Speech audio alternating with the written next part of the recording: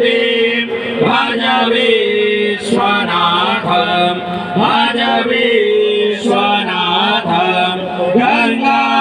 गंगेति यो ब्रूयात् यो जनानां सदैरपि मोक्षते सर्वपापेभ्यो विष्णुलोकां सगच्छति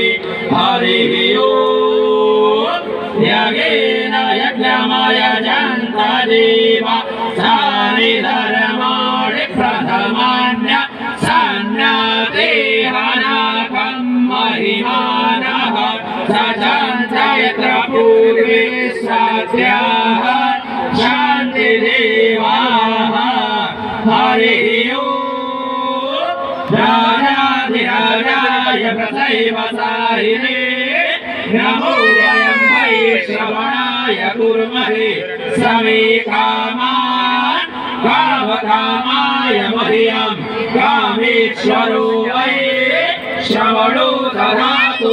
कुबेराय वै श्रवणाय महाराजाय नमः ॐ स्वस्ति साम्राज्यं भोज्यं स्वराज्यं वैराज्यं पारिष्ठं राज्यं महाराज्यमाधिपत्यं समन्तपर्यायै शातः सर्वभौमः सर्वायुषः अन्तारात् परार्धात् पृथिव्यै समन्तपर्यन्ताय एकराडिते तदाभ्यै षड्श्लोको विहितः मरुतः परिवेष्टारो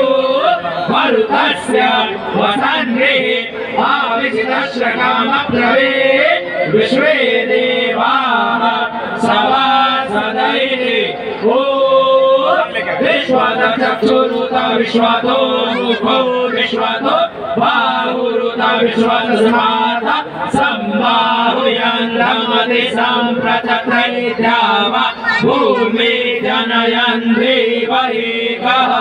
हरिः ओम् एकदन्ताय विद्महे वक्रतुण्डाय धीमहि तन्नो